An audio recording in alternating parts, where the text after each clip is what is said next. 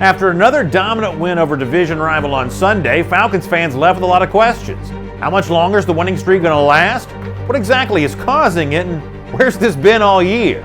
We'll try to answer all those questions next on AJC Falcons News Now. This is AJC Falcons News Now, sponsored by Miller Lite. Here are your hosts, Brandon Adams and former Atlanta Falcon Chuck Smith.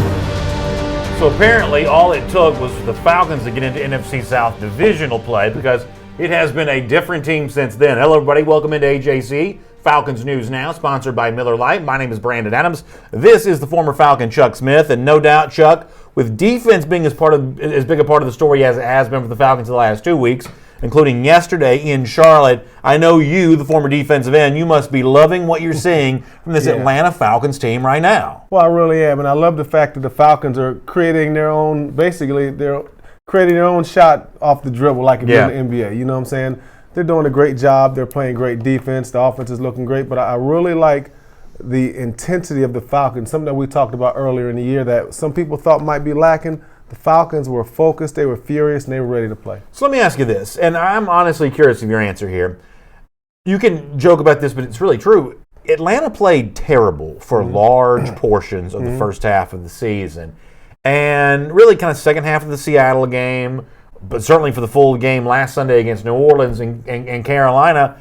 This has been a totally different team. What is causing Atlanta playing as well as it is right now? Almost a total transformation, and we'll see how long it lasts. We'll actually get into that more later on in our program today. But for now, it's enjoyable. Winning at Carolina, winning at New Orleans, that's an enjoyable experience thus far. What's causing it? Well, I really think from a defensive standpoint, I think the changes that Dan Quinn made, I think Raheem Morris, and I think everything that they've done defensively in the situation have really helped because, I mean, you just see it. Guys are bouncing around. They're in position where they're supposed to be. And earlier on, the Falcons, there were some questions about, alignment, assignment. I was talking about organization when it comes to who's on the field. So defensively, that has a lot to do with it. And they're making plays. Offensively, protection. We haven't had to talk about Matt Ryan hardly. The last 2 weeks has even hardly gotten hit. Well, he did get sacked a few times. But the pressure hadn't been the narrative of the game. So to me, the offensive line has done well. And when the offensive line does well, and I always say this, when Matt Ryan gets a clean pocket and gets protection, I mean, he is as effective as anyone. And when you got receivers like the Falcons have, the offensive line does well, quarterback's feeling good, and you got Julio, you got Ridley, I mean, it's a recipe for success. J-Rock says, why not make the change at 1-3, though? Did they wait too late to make this change? I mean, who knows? I mean, to me, it's one of those things you can just speculate on, but we are where we are. Now, in a perfect world, if I'm Dan Quinn and I take that responsibility after 4 games, no, I'm not giving it up. I mean, when I'm 1-3, nah. Well, it's human nature, right? Yeah, it's human nature. Like nobody ever willingly lets go of power, right? If you've got power and control, I'm just be real about it. If you've got power and control over an organization or anything, no one lets go of that willingly. They do it when they feel like they have to. Yeah, exactly. But Q didn't have to. I mean, he didn't even willingly have to do anything. But to me, it was smart. But at that time, what I'm saying is, the entire ship hadn't sunk yet. Yeah. You understand? Right. So Dan Quinn, the experiment as him as defensive coordinator, hadn't went down. So I commend him. But here we go. Here's that storyline already. Well, why didn't he do it 1-4? But he did it. Right. He did it. And I think that's right. And the Falcons are in a unique position when it comes to what's upon them when it comes to this division. And I thought Harry Graham said it really well on Facebook a moment ago as well of, I don't know what's going on here and I don't know what's caused it, but I'm enjoying watching it. And I think from a Falcons fan standpoint, that's probably really the appropriate attitude here, that who knows how long it's going to last, who really knows how much Raheem Morris coaching on a different side of the ball or additional responsibilities for Jeff Ulbrich, who knows how much of that really has changed the tone and the tenor of this Falcons defense. But if you're a Falcons fan that suffered through these first few weeks of the season, to be able to beat up on division rivals the last couple of weeks, it's almost like, don't ask too many questions about it. Just go out there and enjoy the fact that it's happening. Yeah, and I was sitting at home watching the game. I was like, okay, the Falcons started fast. Okay, good. All right, touchdown. Okay. Another sack. Okay. Okay, another fumble. Man, they beating the brakes off it. Yeah. I mean, they were. I sat there and was like, wow, is this the same Falcons team? And I said, yes. There are times where I've been on teams where we were absolutely terrible. I have lived this same nightmare the Falcons started with. Yeah. Then all of a sudden it becomes like, wow, it's like the dream. You wake up and we become the team that we're supposed to be. Now, will this keep going on? I don't know, but I can tell you this, from what I've seen, if the Falcons keep doing what they're doing now, not turning the ball over, making big plays, I mean, it don't have to stop. That's right. It really don't. It doesn't have to stop. We'll talk more about that throughout our show. James Hinton says, I'm beginning to rethink this firing Quinn thing. I think maybe we need to slow down, allow him to be the head coach. And he's obviously kind of here we go. He gives you a smiling emoji at the end of that comment. Like, my take on this right now is, ultimately, do I think all that much has changed with the organization? Probably not. But, and I know James kind of joking with what he says there, but ultimately, I'm sort of willing to just push pause on all of that, right? You know, what I believe is best for the organization, what I believe ultimately this organization needs to look like in 2020, while they're playing this well, especially given the fact that you've got a string of division games on the way here. I'm just I'm okay with just letting it go for right now, right? You know, let's see where Atlanta is after a home game against Tampa, after a Thanksgiving game against New Orleans. Let's just kind of see where things are after that point in time. And I have an idea of where I think it's going to be at that point in time. But for now, I'm just sort of content for it to be what it is. And I understand what you're saying. Yeah. And like, for me, like, when you win games, everything feels better. They won 2 games in a row. Now people are saying, hey, and that's just natural. Yeah. Fans are fickle. It is what it is. Fans and media people alike are fickle. So when you win, everything's good. Now, if you lose again, everybody's going to go, I knew they couldn't do it. They're the same old Falcons. So that's the challenge of playing in the National Football League. Everybody's going to always be skeptical, particularly when you you lost as many games as the Falcons. I agree with Andre Fuller on YouTube that Caleb McGarry is improving every single week, even in the midst of what might still be a lost season in terms of ultimately not being all that competitive for the playoffs. The fact that Caleb McGarry's been able to play at right tackle, play as much as he has, and kind of grow into that role. I really believe that when you look at Jake Matthews on the left, maybe not one of the top 2 or 3 offensive tackles in the league, but certainly a solid starter at that position. Matthews and McGarry, I think, have a chance to be real bookends for you. I believe Mack needs to come back for the 2020 season. I believe that Lindstrom, when healthy, is a nice option for Atlanta right there. I think there's actually a reasonable hope that the 2020 offensive line could be much better than what we saw from the Falcons offensive line in the first half of 2019. Now, that's some wishes and some hoping mixed in with some ifs and some buts, but I think it's at least a possibility. I think McGarry getting the experience that he's gotten this year is one of the underrated positives for the season. Well, I was sold on McGarry, and I've mentioned this once or twice about McGarry. When I watched him against J.J. Watt, I watched him absolutely make some of the best blocks I had seen on JJ in a long time. And what I mean by best, when you get him down, you dive on him, you try to play dirty, you get nasty with him. McGarry played that kind of game against JJ. JJ had some success, but I think McGarry is one of the positive points in the season. And I go back to this too. I watched this cat at the Senior Bowl. This dude is gigantic. Yeah. I mean, right now he's a solid player, and for me, from what I've seen, he could have a chance to make all-rookie from what I've seen this year. Pretty interesting debate on YouTube as well. Kay Green says Atlanta could sneak into the playoffs if it wins out. However, Wezzy B says 9-7 will not make the wild card, sadly. So what you really probably need to do is, and Falcons fans already kind of do this anyway, but you got to start rooting against New Orleans. New Orleans got a win yesterday against Tampa. We'll talk more about the scores later on before we're done in today's show. But if you really want that spot in the playoffs, you got to keep winning your games. And obviously, I'm kind of, just sort of having fun with the 2-game streak at the moment. But you got to keep winning your games. You got to start rooting for New Orleans and lose some of these games there as well, which Falcons fans are already rooting against that. Man, that Thanksgiving, honestly, it's going to be big now. It's going to be big. So some of y'all know I'm a big college football fan. There was a pretty good chance that Thanksgiving night situation, I'm watching a lot more Egg Bowl, Ole Miss, Mississippi State. All of a sudden, the Falcons a little bit of a winning streak with a chance to add to that against Tampa. All of a sudden, that Thanksgiving night against the Saints, it becomes a lot more entertaining. Turkey, dressing, little Falcons football. All of a sudden, that seems like a lot more of an entertaining thing to kind of do. I just think the intrigue with the Falcons now, what they're doing is just because the narrative was so bad at one point. Now you see what the opportunities are. Everybody's trying to be optimistic now. Percentage-wise, has anyone ever come back and won a division or anything like that? I'm not sure, but it's rare.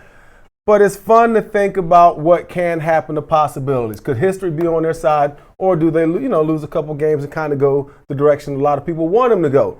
But I'm interested to see. I hope they can pull it out, and there'll be something really special. It's a long shot, but I think it'd be special. Rodrell Green on YouTube also bringing up DeMonte KZ there playing in the safety position. That's a guy that seems to be kind of coming into his own right now. Really, secondary overall. It's just, you want to pinpoint an area in which it's just dramatically different, better communication, complementary to the pass rush, which continues to be pretty good here right now, following up on what happened against the Saints. That secondary is, listen, maybe you just give it all. Maybe Raheem Morris is just putting the Midas touch on that secondary. But one way or another, that group is night and day different. Different. And give Trufant a lot of credit. Desmond Trufant came back, had a great game. But I'll tell you what I like most about the Falcons. It was the tackling. You didn't see a lot of missed tackles. I watched Isaiah Oliver. I love the fact that you saw Christian McCaffrey trying to get a yard or two, fight for yard. I watched Isaiah Oliver get dirty, get in there, wrap him up, and try to push him back, put a little extra hurt on him. The secondary did an excellent job. Definitely helped the front, and the front helped the back. Maya Winfrey says Desmond Trufant's first game back was a good success. Maya, that's a really good point. Cameron Robinson says, this is proof that coaching changes made the difference in each player. On the defensive line, and even overrated Trufant came up big. Beasley showing up. Don't change everything now that the team is coming together, even next year. So there are some people buying into what they've seen for the last couple of years. And obviously, from a coaching standpoint, Raheem Morris' stock is definitely up. And, I am reminded of what you said on the show last Monday. And we repeated it briefly on Friday, but it's worth repeating one more time. This is, I think, a very interesting point, and I thought it was a good thing that you said last week.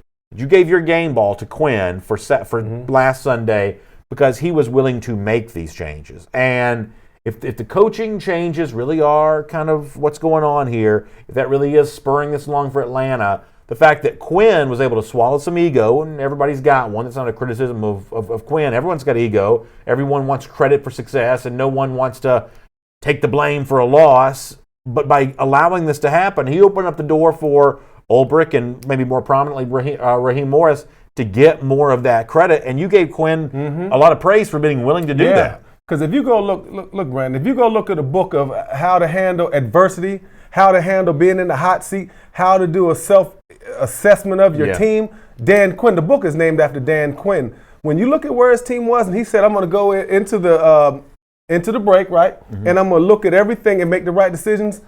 No one thought that it would be him that make decisions on himself. So I commended him on that because that's a big deal. You're sitting around all them coaches that are believing in you, and you're coming and say, you know what, guys, I can't handle this right now. And again, not saying that, the overall picture, because he, it's well documented. He took on too much. But to me, Dan Quinn, again, he's the catalyst for all this, for even making this move, and it also changes the tone around the team. The team's like, wow. Our leader came out and said, you know what, I can do better. So it helped the other players. I believe that's a huge difference in Dan Quinn in this change. That is Chuck Smith. It's AJC Falcons News Now. My name is Brandon Adams. We're sponsored by Miller Lite, the official beer of the Atlanta Falcons. It tastes great, and it's just 96 calories. And speaking of Falcons coach Dan Quinn, he was asked, hey, huge difference. And when he spoke about the Panthers win yesterday, he also harkened back not just a win against the Saints, but the way this team played in the second half of the Seattle game, which obviously led to a lot of discussion and talk. He talked about the second half of that game really kind of being the genesis of where the turnaround actually took place. Here is Dan Quinn after the game yesterday. We saw a little bit of a shift in our second half against Seattle, and where we started to improve and come together, and then of course last week and into this week. But each week it's different. You can't gauge what you did last week into the next one. So what I loved about the guys this week, all the things they put into the game to get themselves to the space where they can play well together. So once this one's done, we'll put all our focus and attention onto the next one as well. So different team, different situation, all the whole stuff. So give the players the credit. They were the ones that really put on great preparation, which led into a really good performance. So listen, I want to give compliments to Quinn for something else there too. And you've seen him pivot back in this direction a lot, given a chance to kind of toot his own horn for, listen, I just told these guys to go out there and believe in the brotherhood and blah, blah, blah, blah, blah, all the things that he could potentially say. He said, no, this one's about the players. This is really about what they're doing, really kind of taking himself out of the spotlight on that, even though there's an obvious subtext to this. He was, by almost any reasonable reading of the situation, he was almost fired. And then he wasn't, and now he's won the last two games. That's obviously in his head. It's got to be going on. But the fact in those public comments, he sort of pivots it to, hey, this is not about me and my future. This isn't a referendum on me, and this isn't my chance to say, see, I told you so to the people who may have doubted me a little earlier. He says, this win is about the players. And from that standpoint, that's a pretty classy response. Well, it is, because, again, I say he's the catalyst behind it, but the players still got to make him right. You got to tackle, you got to block, and the players are out there making plays. You know, and as you watch Adrian Claiborne when he's bull rushing guys, hey man, ain't much coaching going into that. That's what he knows how to do, and that's what he did when he comes to pass rush. They mauled those guys. So I think Dan Quinn is doing what a good coach does. And I mean, I really can't say enough about Dan Quinn as far as the coach, as far as the person, how he handles himself, whether win or loss. I know everybody hates the brotherhood and everybody hates the slogans, but maybe as a person who's been on the other end as a coach, been amongst adversity, seen all the fire, it's just the way you handle yourself, the way the head man handles himself is the way I see the players handling themselves. Well, that's an interesting point. Let me read you this comment from Gary Reed Jr. on Facebook, because as a former player, I think you'll have good insight on this. He says, nobody likes to ride to work with the boss. Dan stepping back is definitely the difference. Letting these former player coaches take the lead was the voice these guys needed. So as a former player, when you get instruction or just a communication from a position coach or a coordinator that's not the guy that's ultimately in charge of actually cutting you from the team. The NFL is a little different even than college in that you got Dan Quinn making personnel decisions in a lot of ways. Is it easier to listen to a position coach or a coordinator that's not like the overall boss of the team and someone who has your financial future in his hands? Is there kind of an easier approach to listening to that when it's not Quinn who's providing that information? You got to break that down a little quick. So what the commenter's saying is that because Quinn's the boss, also trying to be the defensive coordinator, that the players kind of still view him as the boss, the guy that's in charge of them and can cut them from the team. Whereas sometimes the defensive coordinator is a little bit more your friend, a little bit more the guy that you trust, kind of against the head coach, sort of the good cop compared to the bad cop. Does Quinn loosening up some of those responsibilities make it easier for the players to play? Nah, they're professionals. Them guys, we've seen each one of the guys we're talking about was in the Super Bowl. True Font. Let's look at it. Freeman, Julio, offensive lineman. So the same guy, to me, that has nothing to do with it. The same guys that we're talking about are veterans, and they're guys who played in the Super Bowl. So to me, I'm not going to get deep into that because it's not valid because those guys were just in the Super Bowl a few years ago, and Quinn was the head guy. Same type of deal. LeVar Mayers on Facebook says, all I got to say is don't pick us now. Keep that same energy, so-called sports expert / analyst. So LeVar's obviously got a strong take. I'll be completely honest with you, LeVar. I don't think this is going to last, because just completely honest with you. But I'm also very willing to sort of shut up and not say that right now, right? I'm sort of very willing to let Falcons fans enjoy this moment and very willing to concede the fact there's a chance I'm wrong. Atlanta goes out and gets a win against Tampa on Sunday, and then beyond that, and who knows what else and whatever. So I am more, and this is not happy for someone who has as big a mouth as I do. This is not an easy thing to say, but I'm more than happy to just kind of keep quiet and let this play out for right now. But LeVar says, all you people who wanted to put Quinn on the chopping block, and certainly I was one of those guys, all you people who had some rough things to say about this organization, I was one of those guys. He says, keep that same energy going, which is probably a fair statement. Probably a fair statement. I don't know if it's fair or not. Look, I'm as much a Falcon fan as anyone, but don't all of a sudden now. I mean, to me, that's one of those things that shows a lack of understanding how the game works. When you come out and we start winning now. Don't start saying this. Don't everybody. If you want on the bandwagon, come on, man. When the Falcons win 3 or 4 more games, or matter of fact, when the Falcons make this historical run, that's when I want to hear that. But right now, you're on a 2-game winning streak. I love what the Falcons are doing, but let's keep it in perspective and start throwing darts on the wall and start going after the enemies. It is what it is. Everything that everybody in this town has said is a fact. When you watch what happened those last couple games, and there's no way, to me, you can't be mad at anyone who's evaluated the Falcons, and this is just my opinion, because everything they have seen, I have seen, you have seen. The Falcons, before this winning streak, outside of the second half with Seattle, were arguably the worst teams the Falcons had ever put on the field, except mines were a little worse, okay? Let me get a couple comments here. Myron Winfrey on Facebook was talking about Calvin Ridley, and that's a name that has to be mentioned here. We'll get more into the offense here coming up in a moment, but one of the things I liked about the Mohamed Sanu trade the most, even though I like Sanu as a player, but one of the things I liked about the Sanu trade the most is you get a second-round draft pick back, but beyond that, that's big too. That second-round pick's big time. Huge. But beyond that, it forced Atlanta to put Calvin Ridley in that expanded role, forced to make him a bigger part of this offense. At times in the early going of the season, I didn't think he was as involved in the offense as he should have been. On Sunday, he showed you exactly why it is that he deserves to be a featured centerpiece. The Falcons had a funny tweet yesterday about how, imagine having Julio Jones and Calvin Ridley on the same team. Those are two really interesting bookends, the wide receiver position for Atlanta. A big part of this nucleus going forward. My favorite part about the game yesterday was seeing 18 showcased the way that he was. Yeah, he was, because the throw that Matt Ryan made, he stood in the pocket. Ridley was running, deep to the left, and Matt Ryan laid it in there. Calvin Ridley, looks fantastic. Yeah, I like how, I like everything he brings to the table. I like when they drafted him back when they got him, but the Falcons, when you look at what they did yesterday, just the possibilities are endless when you look at what Calvin Ridley is going to be and what he is. Now, we got some folks, Andre Fuller, Kay Green, some of those on YouTube, kind of mentioning the fact that by winning here for a second time, Atlanta may be out of that Chase Young sweepstakes now. And listen, I do think Young is a beast. I said before, you put Young on this defense, you get an offensive-minded head coach, I think you can win 11 games next year. That's how good I think the Chase Young can be. But honestly, while you're winning games, it's hard. Don't do it, B. Look, I'm just saying.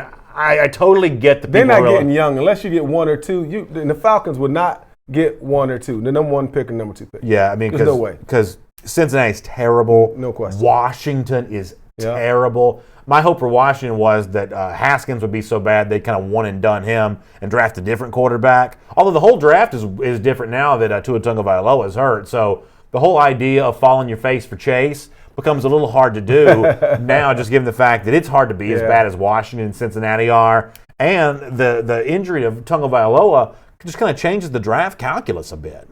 It really does, and it really changes it for all the quarterbacks. Particularly him, I feel bad for the kid. I do too. When I heard I thought about Bo Jackson, but the draft now, he's not a first. To me, I'm not going to get into all this because we got things to talk about, but he's not a first-round pick for me. I can't take a chance. He stay hurt too much. G Money makes an interesting point on YouTube as well. He says, Matt Ryan, Julio Jones not getting any younger. Another regime change is not ideal. And I actually like the way he says that because when you say it's not ideal, that doesn't mean you won't do it. Doesn't mean you won't have to do it based on how the games beyond this kind of go. But there is a point to what G Money says here that is 100% accurate.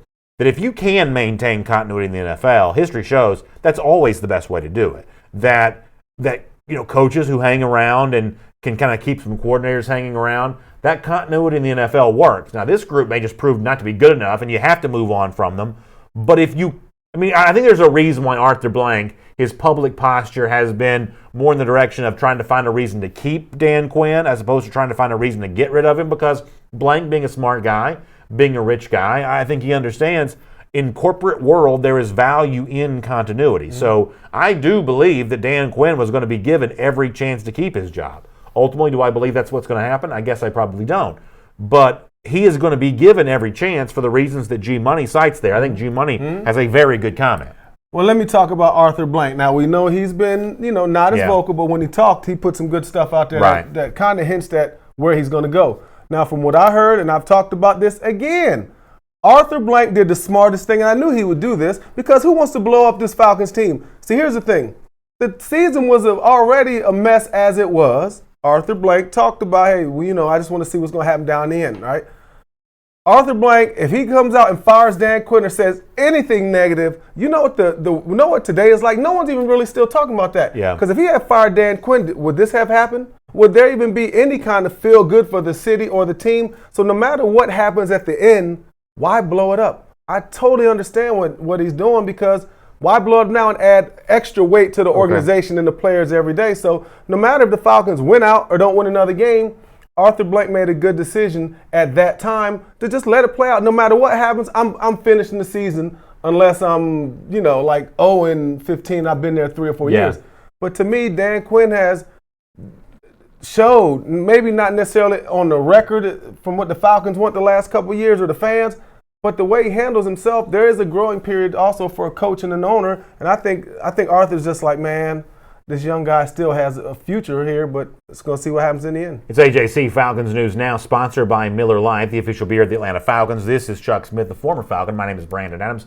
It's great to have you in the program here today. And by the way, when you want in-depth coverage that the AJC provides of the Atlanta Falcons, obviously go to AJC.com. You get that every single day. But the most in-depth coverage is by becoming an AJC subscriber. Now, you see the website on your screen, subscribe.ajc.com/Falcons News Now. When you get there, a lot of different subscription options to choose from. 7-day home delivery, the daily paper sent right there to your device through the e-paper, or a combination of the two with the Sunday print and the e-paper. When you choose one of these options and become an AJC subscriber, as a special thank you, how about this officially licensed, branded Falcons cooler as a way of saying thank you for being an AJC subscriber. You know, the AJC is a proud partner of the Atlanta Falcons. We celebrate that with these Falcons coolers as a special thank you to you. So go to subscribe.ajc.com/Falcons News Now to get your very own Falcons branded cooler. Now, speaking of the AJC, interesting column on the Falcons from Mark Bradley, one of the columnists there, and he brings up an interesting point that I want to read to you. He says, thumping Carolina has made it impossible to discount what happened in the Superdome, which is the win against the Saints. Doing the same thing twice suggests that something has indeed changed for the Atlanta Falcons. We debated that a moment ago, that something, whether it's something's different about this group and kind of what has led this turnaround that's at least lasted for 2 games here. I guess to add to what Bradley brings up, I'll say this, that the win against Carolina for me, in a lot of ways, is more, I want to say, interesting but impressive because it comes on the heels of having beaten the Saints. The fact of the matter is the whole any given Sunday thing is a cliche for a reason. It is largely true. A really good team like New Orleans can lose to a team like Atlanta, and there is a chance that's just a fluke, right? But when you come back and you match that defensive performance against the Saints a week ago with a performance against Carolina, and Carolina's played some good football this season. I mean, you look at the Charlotte papers and what the Charlotte media is saying about this game. They're calling it embarrassing for the Panthers because Atlanta dominated for the full 60 minutes. There is something about the Carolina game that sends a message to me that's even greater than the message that the Saints win delivered 2 Sundays ago. I think it has a lot to do with how they came out. Yeah, I mean, they came out attacking, making plays. I mean, really, Carolina had no chance from the time the Falcons won on that field. They had a mission, and I love it. Now, one thing that I think, Brandon, I think, though, to me, the Saints game for me was more impressive when it comes to the win. Let me tell you why. Because they had no reason after the bye to come out and absolutely give 100% when it comes to the kind of team that you wanted to see, right? Yeah. A lot of teams, they'll go out there and remember, this Saints team was, Breeze had just came back, all the hoopla, Kamara had came back. Yep. You got a defense that absolutely shut down, I forgot who it was the week before. You got Thomas, you got all these different weapons, and the Falcons went in there and absolutely punched them in the face. Then Falcons started answering questions. Oh, we can run the ball. Okay, check that. Oh, we're rushing the passer now. Check that. Oh, we're protecting our quarterback. Check that. So the Falcons checked those boxes. Yeah. And it didn't surprise me as much against Carolina because Carolina, outside of this defense and outside of McCaffrey, this team ain't really that good. Right. You ain't got no offensive linemen. You have no receivers.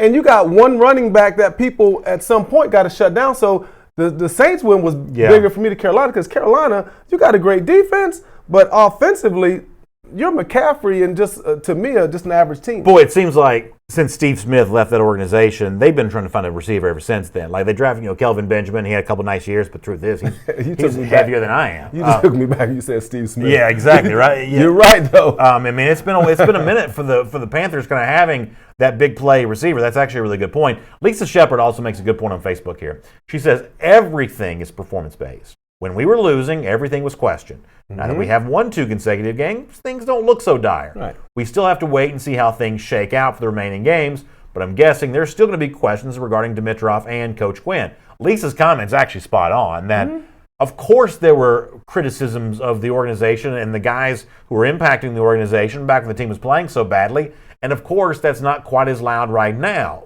And how the rest of the season goes will determine how much of that you start to hear again. I think that Lisa's actually really spot on what she says there. Yeah, she is, and it is evaluation based. Because look, you do good, everybody gets a good evaluation. When you start doing bad, people will evaluate you bad. Like with me, I'm going to evaluate what I see week to week. I'm not going to speculate if the guy's getting fired or not. I never call for a guy's job, but I will say this. The team played good this week. They did all the little things that you got to do, getting the turnovers and not turning the ball over. You know what I'm saying? So, but of course, everybody's going to be happy when they win, and this is how fans are. But I understand it. If the Falcon fans that are watching now, if you weren't passionate and didn't call when they were doing good or call when they're doing bad, you ain't real fans. Yeah. So they're real fans. I love the passion of you guys. I think that's right. A couple comments here. JJ Green says the team was having fun yesterday. You could see it in their eyes. To go back to Bradley's point about something changing with Atlanta, there is definitely, and obviously this can be misleading at times, but there is definitely seemingly a positive energy around the team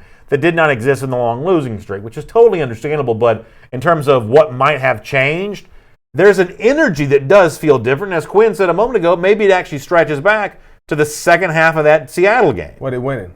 Yeah. I mean, yeah, that's true. You have fun when you win. I ain't never seen somebody have fun when they're losing. Yeah. So NFL players are just like everyone else. When you win, you feel a lot better about everything.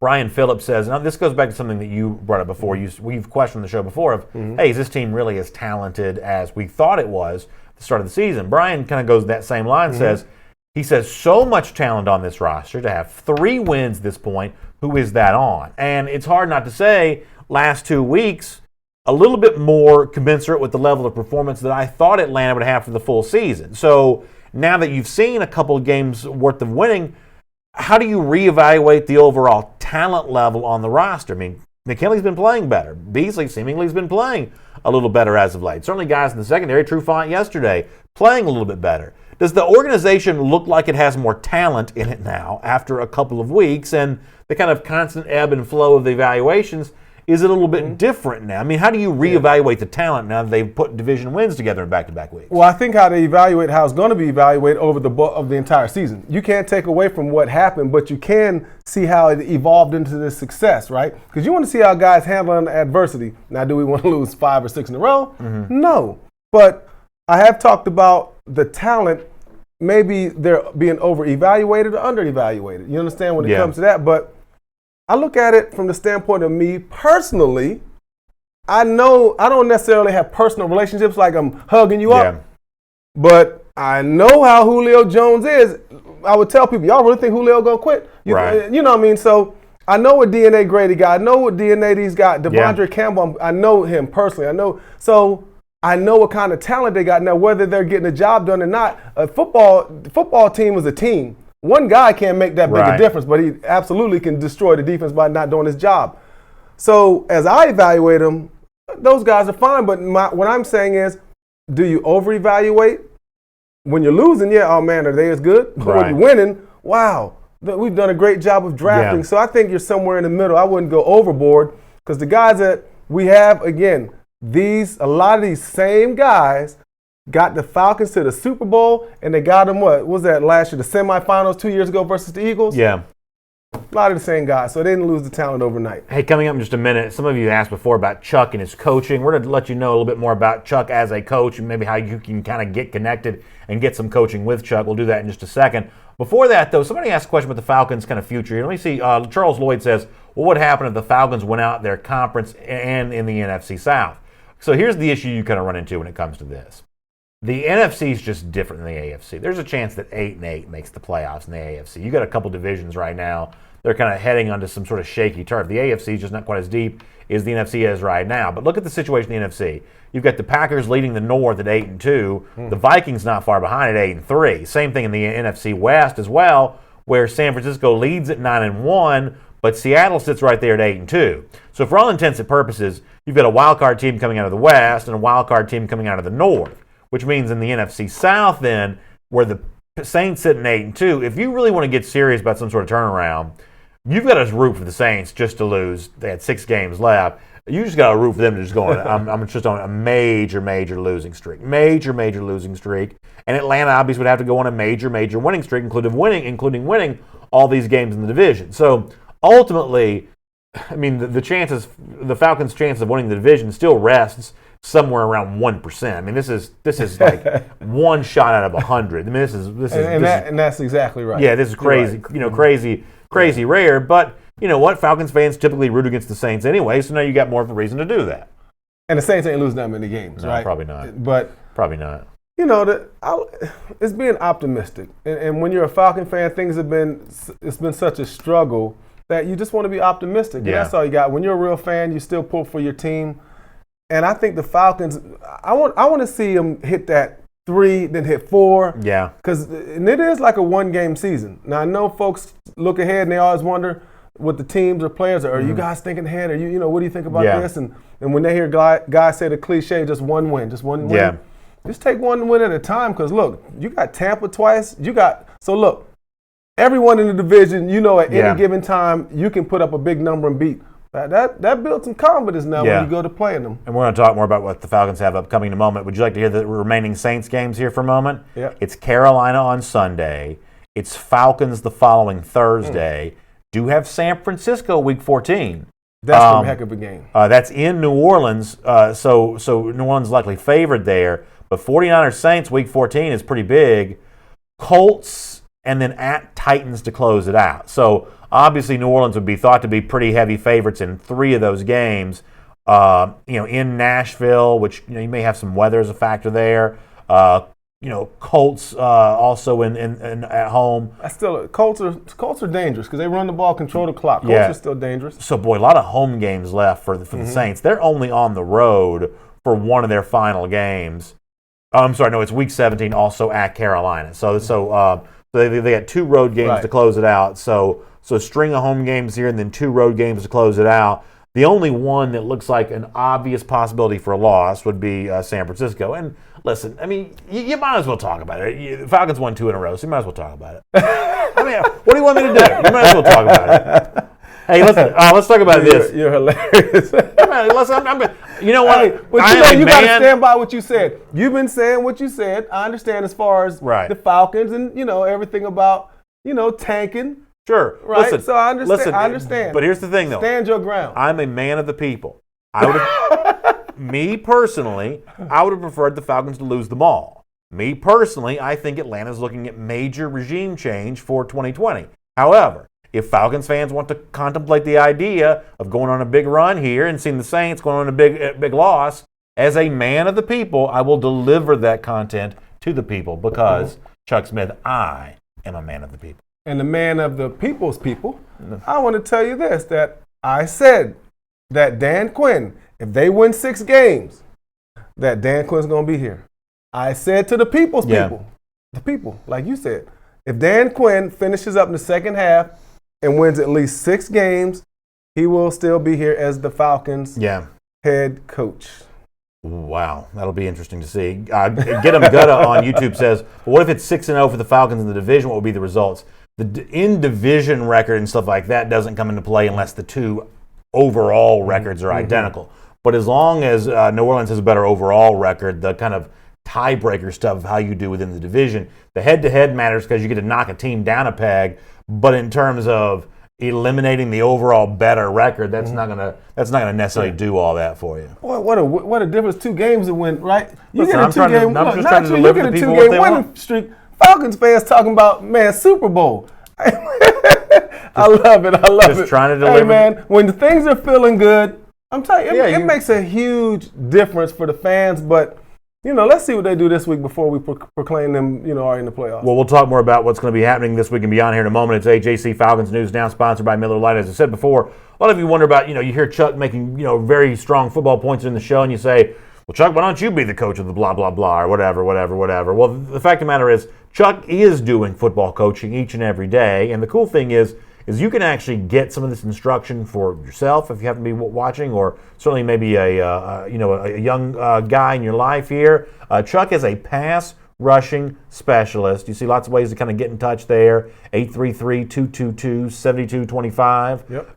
You see the email address there. You also can reach out to him on Twitter. And I guess, Chuck, for the people who maybe don't know what a pass rush specialist teaches and kind of what you've done for some people, would you mind just going into a little bit of detail about that? Well, Brandon, first, it's a school. It's just like going to school, like everyone, a lot of kids have done, going to school. So it's a classroom setting is my field. And what I do is I teach players how to rush the passer, but it's a system that I teach. It's a 4 vital keys that I teach. Vision, get off hands and hips to develop a pass rusher. And how I started this is in 2002, I saw quarterbacks being a premium when they were being trained. And I thought, well, who's the next best position that to be trained who gets after the quarterback, right? And that's defensive linemen. So I have a class that I teach, kids as far as middle school, high school, college, and NFL, how to rush the passer, how to get in the proper stance, how to use your hands, where your eyes should be, also how to, attack certain blocks and different things like that. And this is a partnership. This is not something that, I just do and it's over with.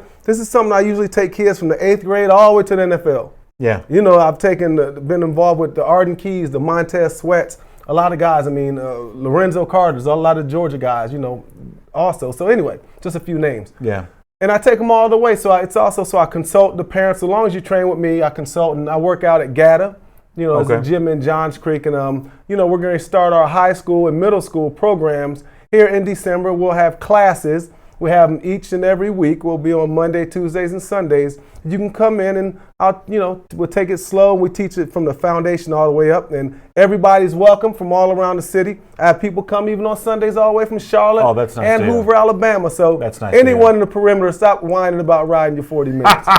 So you see the contact information there on your screen. You can get in touch with Chuck, and he can do some good stuff for you. Get your son or your nephew or your grandson or whoever else getting after quarterbacks, because there's nothing that Chuck likes seeing more than a quarterback on the ground. And I got one thing to say to the parents out there and all the dads and moms out there. And here's the thing people say, should I get my son trained or should I have him run and do speed and agility? Let me tell you why I should get him skilled up, because I'm a skilled trainer. Yeah. Get your child skilled up and trained now, or you're going to be sitting in the stands mad later. That's actually a really good catchphrase right there. Can you teach a swim move to me? I got you. Can you teach me one of those moves? I got you. Put your hands up and just knock it down. No, not mine, down. Okay, yeah, I got it there. I got it. Well, thank you. That's good stuff. So y'all can check out Chuck Smith. He will take good care of you and get you getting after quarterbacks here. Speaking of quarterbacks, let's talk about Matt Ryan here for a moment. AJC Falcons News Now, sponsored by Miller Lite. Big day for Ryan yesterday, moving into 10th place all-time in passing yards. Now sitting at 49,383 through 12 NFL seasons, moving ahead of Warren Moon in 10th place there on that total. We talked about Calvin Ridley a little bit earlier, and the way the passing game really got going yesterday. Yesterday was not really a day for Falcons running the football. The running game, for the most part, completely ineffective, to the point where you really didn't need to even try to run the ball because Falcons were throwing it so well. I mean, you and I have talked before about, is this a passing league or not? And statistically speaking, some of the rushing defenses or offense in the NFL this year have done really well.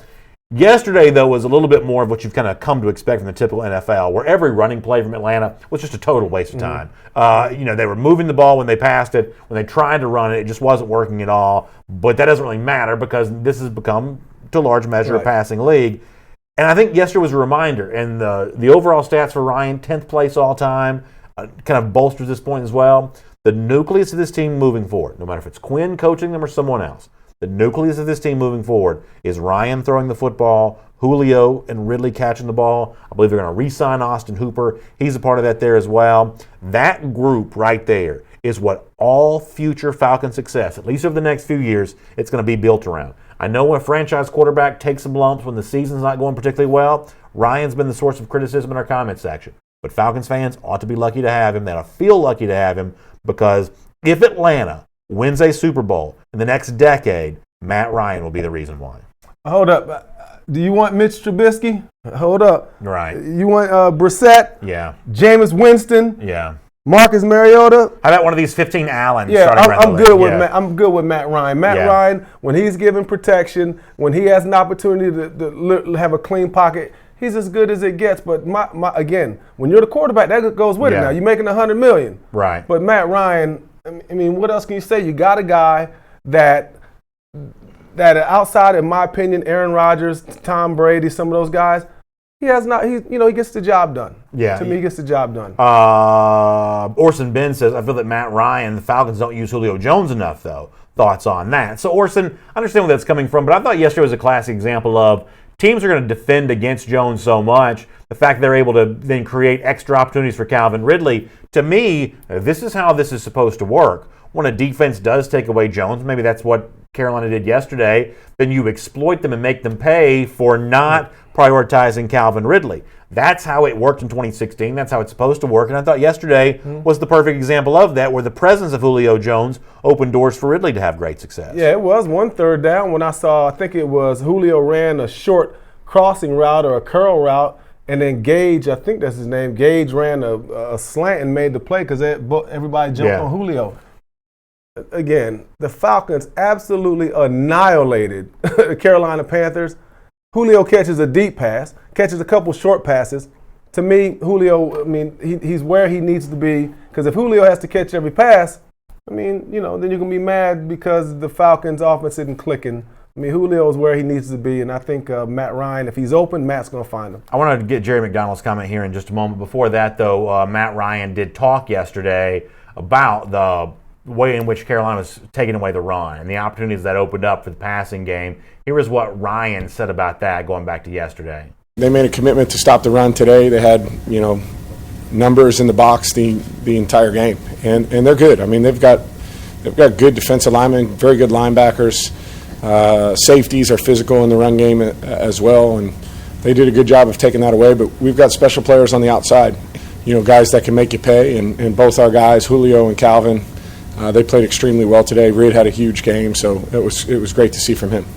That's one sentence from Ryan there to me is the entire story of the organization going forward. He says, we have special players on the outside. Mm-hmm.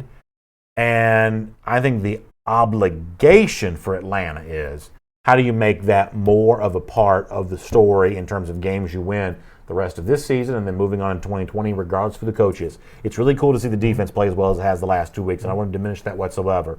But the specialness of Jones and Ridley and the ability of Ryan, when he has time to throw, to deliver them the football, that to me is the bedrock on which the entire organization rests. And as cool as the defensive performance was yesterday, to see Atlanta flex its passing offense, for me, was, I would say, just as cool, if not a bit cooler.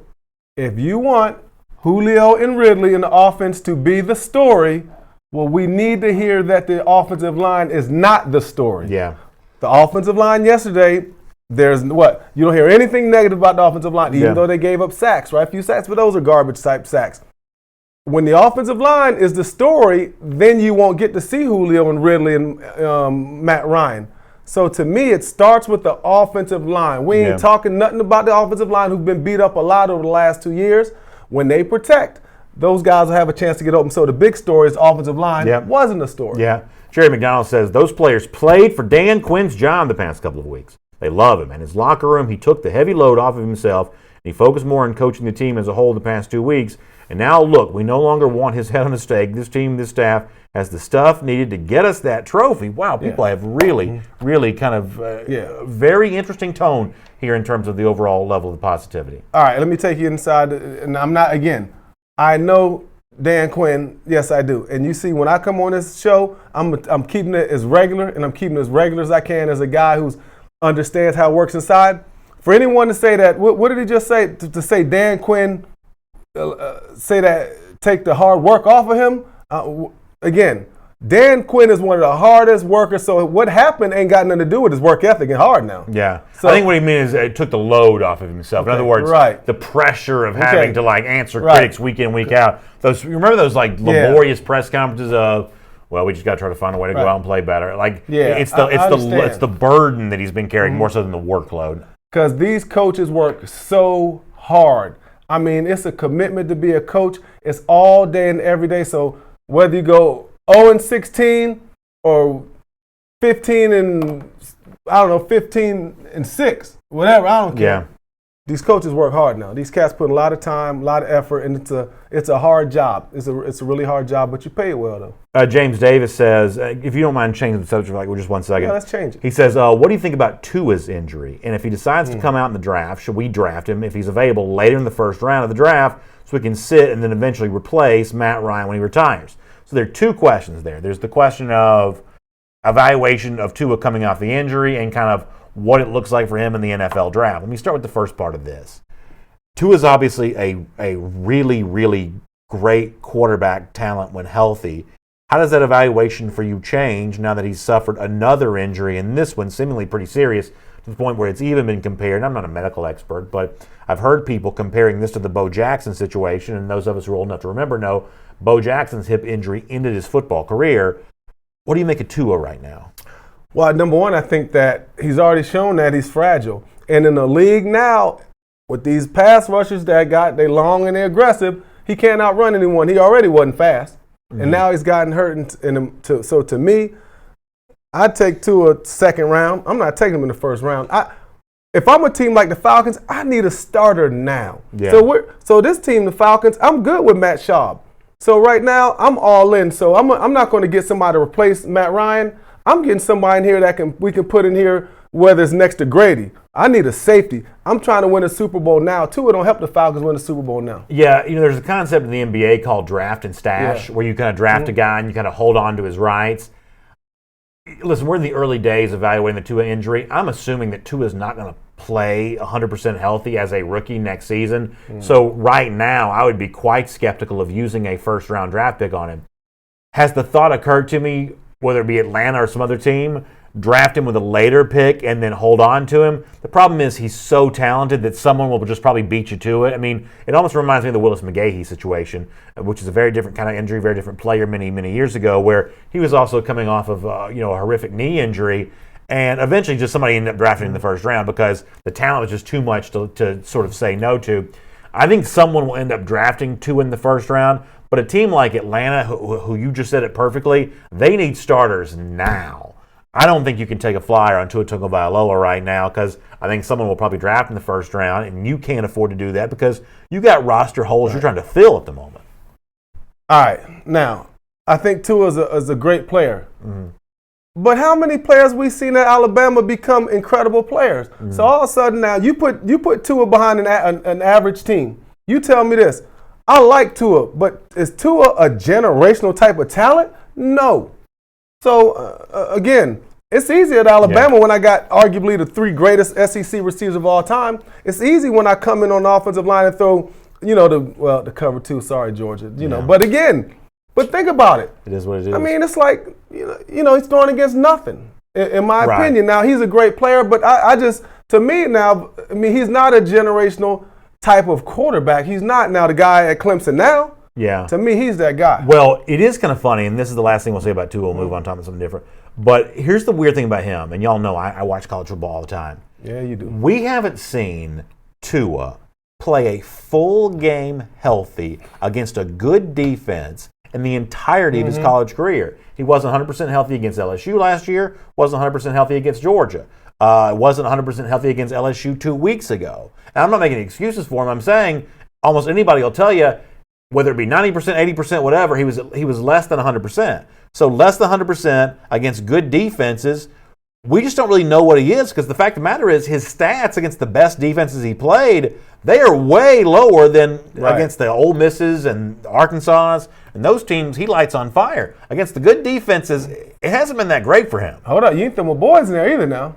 Tennessee did a pretty right, yeah, Tennessee. I mean, it was a bootleg kind of job, but point. Nah, okay. Quick little cheap shot. All right, it's AJC Falcons News Now. It's sponsored by Miller Lite, the official beer of the Atlanta Falcons. It tastes great. It's just 96 calories. All right, let's do something fun here for a moment.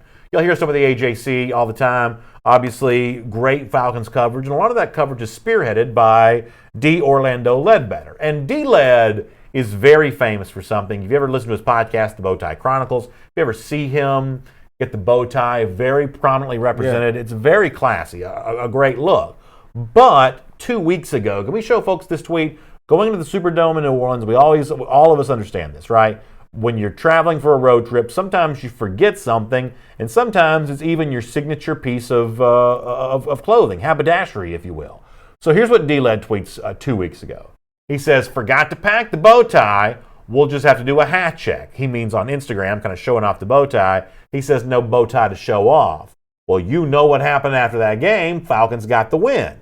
So throughout the rest of the week, Falcons fans were saying to D-Led, "Hey, you didn't wear the bow tie. The Falcons won. I need you not to wear the bow tie this week." So shout out to D-Led here. This is actually really cool. He says, "Hat check from Bank of America Field. I'm going without the bow tie for my friends who think it brought their team some luck last week." So for a second consecutive week, this time by choice, D-Led, in honor of the Falcons fans who asked him to, did not wear the bow tie. I just say that's pretty cool from D-Led because listen, we've all got signature catchphrases or signature looks. We all got our own personal style choices. D-Led's got the bow tie. His podcast is named after the bow tie. The Bow Tie Chronicles. But on Sunday, for the second consecutive week, he did not wear the bow tie, and the Falcons won again. Oh, athletes are super. Is that right? Oh, were man, you superstitious? Oh, big yeah, time? all the same. Oh, man, yes, I am. I would lay my stuff out the same way, dress, leave from home, literally do everything the same when I was doing good. But when things wasn't going good, I would change everything. Yeah, I'm kind of the same But way. guys are like that. I remember Deion Sanders, he would lay all his stuff out perfect. Yeah. I mean, literally shoes, socks, and it'd be like it's like all clothes on the ground, but no prime time in it. And he would do it because he was superstitious. Oh, yeah. He said, if my stuff ain't laid out like that, I ain't prime. Well, he's also the one that said if you look good, Look good, play good, play good, pay good. Yeah. So And then, listen, pay good, be good. yeah, listen. So that mantra is, I can't say it accurately, but that mantra has lived on now for a good long time. So pretty good stuff there from D-Lab. By the way, speaking of the AJC there as well, interesting comment from Michael Cunningham, AJC columnist, on what is left to go for Atlanta here. We'll get a couple comments on this point. Michael Cunningham writes about Atlanta about to play 3 straight games at home. Next week it's the Bucs, 3-7 after losing at home to the Saints. After that's the Saints again. It's a Thanksgiving night. And then the Panthers, opponents that the Falcons just dominated. He asked the question, could the Falcons really go on a long winning streak? Cunningham says, I don't think so. However, then again, I never would have thought the Falcons defense could be as good as it looked the last 2 weeks. I'm going to ask you, Chuck. I'm going to get greedy here for a moment on behalf of the Falcons. I get greedy. Can Atlanta win the next 3? Yes. Yeah, I mean. Do you think they will do that? Yes. I love to hear it, man. I love to hear it. You throw me. I know you backing me up against the wall. No, but you know what though? When I'm backed up against the wall, I'm coming out swinging. Yes, the Falcons can come out and win all 3. The Falcons can win any of the games on the slate. I mean, again, is Tampa scaring anybody? No. Carolina? No. New Orleans, they scare me a little bit, but not much. Mm-hmm. You know what I'm saying? So the Falcons, yeah, because I mean, I have been on some of the sorriest teams of all time. Yeah. Maybe not all time, but I've been on some sorry teams. I think the 80s were worse, but we won like 7 in a row. I've been on teams that were just terrible, and we won 5, 6, 7. I don't know, the year we went to the Super Bowl, we won a gang of games. So it can be done. I mean, let's not act like any of the teams we're playing are like the 94 Niners or like the 93 Cowboys. These are just solid teams. Josh Geeson says, and I hope I pronounced your last name correctly, Josh, on Facebook, he says, you know what team is in the pits when they can't even tank right? We all know this team wasn't truly broken and had a golden opportunity to add another that guy in Chase Young. Now it would be a miracle to even get Derek Brown or Grant Delpit. Hard for a smart Falcon fan to be happy right now. I kind of get where that's coming from, and admittedly, a lot of Falcons fans who are happy with the wins now will be not quite as happy in April when Delpit's playing somewhere else and Derek Brown's playing somewhere else, and certainly Chase Young, a very good chance of now playing somewhere else. I guess in retrospect, though, a couple of these teams, Washington and Cincinnati, are just so bad. Right. It's going to be hard to beat them out anyway. And the Tua injury, I think, puts more teams in the Chase Young sweepstakes that otherwise would have been there. So, I mean, admittedly, my brain, for the most part, kind of agrees with the commenter that ultimately in the long run, losses would be better than wins. I have to admit that I probably do feel that's true. However, I'm also more than willing to right now allow Falcons fans just to kind of enjoy the stretch they're in right now and willing to let you say, hey, why not dream of a 5-game winning streak, adding 3 more to what's here right now. I'm sort of willing to just kind of let that go on right now, although admittedly in my head, I think the commenter's probably right. I'm not trying to go in that room with y'all. I understand. Y'all stay in that. It's a dark room that you're in. I understand. So I'm not trying to go in that room. Y'all stay in that dark room. So the honest truth is, I think that Sunday against Tampa is actually going to be really fun because here's the only thing I want in life. What? After I finish my Thanksgiving meal at my parents' house on that Thursday night, give me something to tune into that's going to feel like a nice game. Atlanta hosting the Saints, looking for revenge, with the Falcons now riding a 3-game winning streak. That's good TV right there. It's great TV. That's good TV. I think it's going to happen. And I'm like, D-Lad, while the streak's going on, I'm going to keep my Falcons There you go. on. So Chuck's going to keep that going. I know that was cheesy. So this is going to be the good luck shirt for Chuck. No, I like it. That's not cheesy at all. But to me, the Falcons have an opportunity. This is a 1-game schedule right now. Atlanta is going to drag Tampa. Mm-hmm. I'm telling you, they rolling. They're confident. Tampa is... Boy, they look bad on Sunday. They did look bad. Boy, they look bad. But they're going to drag Tampa. But am I going to sit here and say that Tampa can't win? No. Mm-hmm. To me, there are no supercharged teams in the NFL right now. There are no 19-1 New England Patriots. There aren't teams Bears, out. Right. This is an even the parity has really helped the NFL because a lot of teams have a shot. Hezo Joe says, I hope I pronounced your name correctly, says, I hope they don't give up a touchdown the rest of the year. Boy, they're on a nice little streak when it comes to not giving up touchdowns right now. Great. They got some stats, though. I mean, the Falcons, what they're doing, defense is really looking great right now. For sure. By the way, speaking of the AJC, don't forget to go to subscribe.ajc.com/Falcons News Now and become an AJC subscriber. When you do, you get this really, really nice Falcons cooler as a way of doing that. But you've got to go to the website, subscribe.ajc.com/Falcons News Now. Chuck brought something really cool. I want to show that to you. I'm going to do some scores here before we get ready to say goodbye there as well. Let's do one thing kind of quick here before we get there. Falcons, you like to see a little self-deprecating humor. You like to see the willingness to be able to laugh at yourself a little bit. I'm sure you saw on Saturday, Baylor up 28-3, let the lead slip away, and lost at home to the Oklahoma Sooners. Well, as that was taking place, the Falcons Twitter kind of gives you the hand on the head emoji about all of that. Honestly, this is really funny from the Falcons. And I'm actually really, really glad they're able to kind of, laugh about this. Obviously, it's not a laughing matter for the organization from a serious standpoint. It's the kind of thing that there's still bad memories of. At a certain point in time, though, everybody else jokes about it. The willingness to be able to joke about this there as well, I think that's probably a good step in the right direction of kind of moving past that. So I actually thought the Falcons tweet was really pretty funny. Yeah, you can't take it too seriously. Now, it is what it is. It's part of history, but I like the way the Falcons go about their social media. I love the way all the NFL and NBA, the teams now, seems like they got a young millennial back there just kind of messing around. It does seem like that. Well, it's kind of funny, like people my age, I'm 42, when I was kind of coming up, like the dream job was to be doing something like this, talking from a microphone and, things of that nature. It really seems like for a lot of young people now, that dream job is to run one of these social media accounts that, even though we don't know the person's name necessarily, it's probably a different person on different days, but, that ability to do that, it's something that people really, really, that's a really hot job.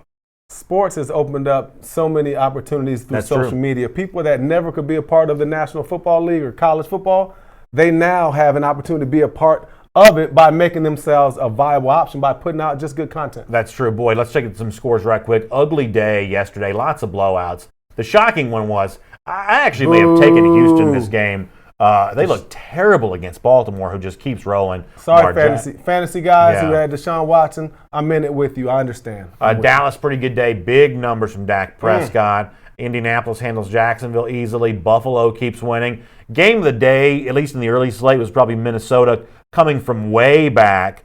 They were down big in this game. They ended up coming back and beating Denver. We talked about the Saints game. Jameis threw 4 picks. He leads the league. Washington is awful.